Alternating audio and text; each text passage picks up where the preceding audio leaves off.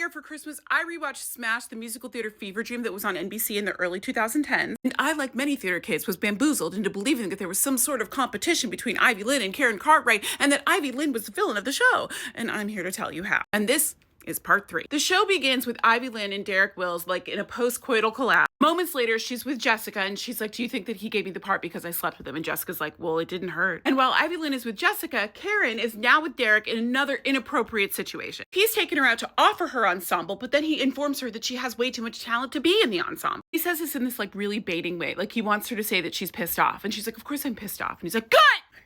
And then Dev comes in and they meet for the first time and neither one of them like each other. And we finally have an intro, ladies and gentlemen. Post-intro, we find out that this episode is called Enter Joe DiMaggio because they are casting Joe DiMaggio in this episode. And now the hallway that was once full of Marilyns is now full of Joe DiMaggios. But everybody inside the audition room seems pretty irritated with everybody that they've seen. They want to talk offers, but they don't really like any of the Joes. And then somebody informs somebody that Michael Swift is available, who's apparently some very well-known actor in the Broadway universe, in this universe. Derek Wills has never heard of him. And then Glasses here informs us that he's doing that Bruno Mars show at La Mama, which were all English words. You know, so like I understood them at like their core value, but I was not... You are not prepared. Because in this universe, there's apparently some Rent moving out hybrid, except it's all Bruno Mars songs and, you know, Michael Swift plays Roger. I know that his name probably isn't Roger in the show, but come on. Are we really saying he isn't Roger? But when I said you weren't ready, you weren't ready. Okay, listen.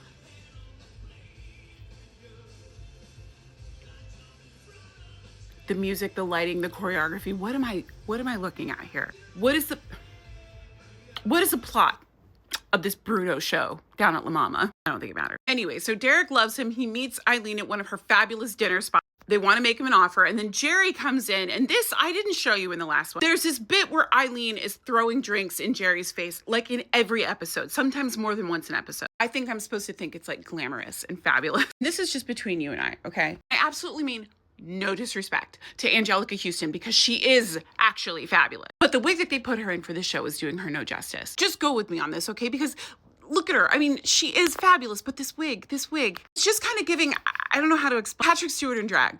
Please tell me you see it. But anyway, here's Michael Swift, and he's with his wife and child. He's sort of waffling on the idea of even doing this Maryland show. But his wife talks him into it. She's like, I think that your son would like to see you play Joe DiMaggio, which I don't think that this kid knows who Joe DiMaggio is. And now we're with Ellis and his girlfriend, apparently. They're sitting and drinking beers by the bridge, and she's like, they're going to pay you for your idea, right? So here we are back on the whole, like, it's actually Ellis's IP thing. But I don't, again, shoehorned into the episode. Remember when I said that he was not born into the darkness chose him?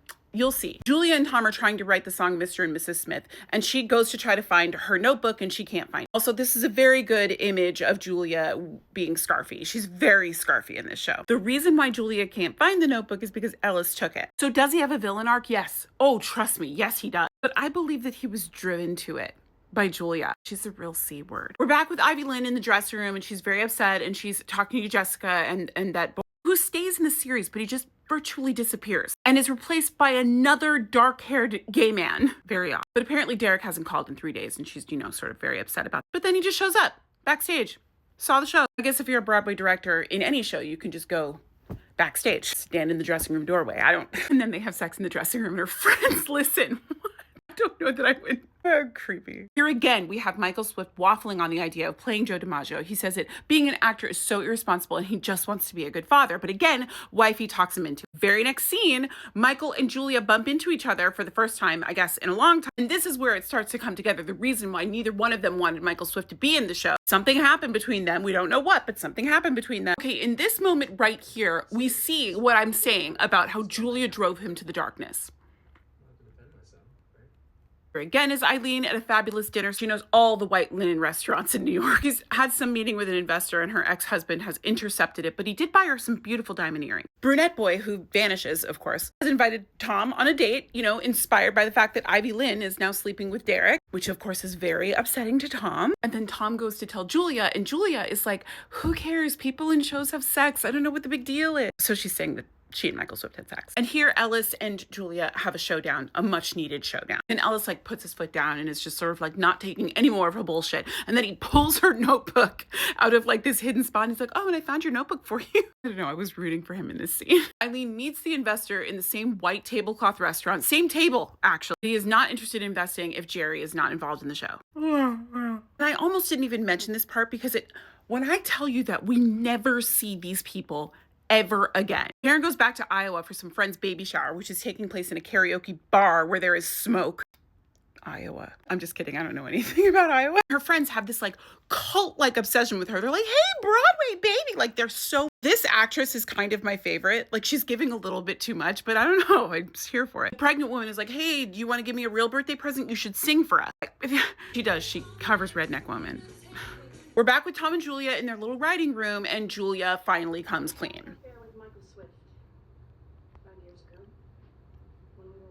She's like, it was a super long time ago. It was just a show crush. Like, he was so talented. He was so good in that part. Like, you know how that is. I actually do. I do know how that is.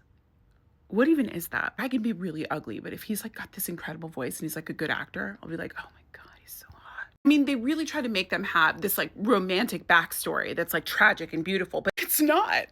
It's just a lying, cheating affair. Julia is just the worst. She has this incredibly supportive family. They love her so much. And she's just like off with one of the actors. Get ready, because the entire series is about to be about this relationship. We're back in Iowa and Karen's cult caravan is here to take her back to the airport. My girl here is hanging out of the car, just eating the scenery, just chewing it up. We finally have music and lyrics for Mr. and Mrs. Smith, which is a song that they've been working on for the entire episode. They do that thing that we love where they transition from a rehearsal to like what it's going to look like on stage. It's very cute. But Michael and Julia, of course, make it about them.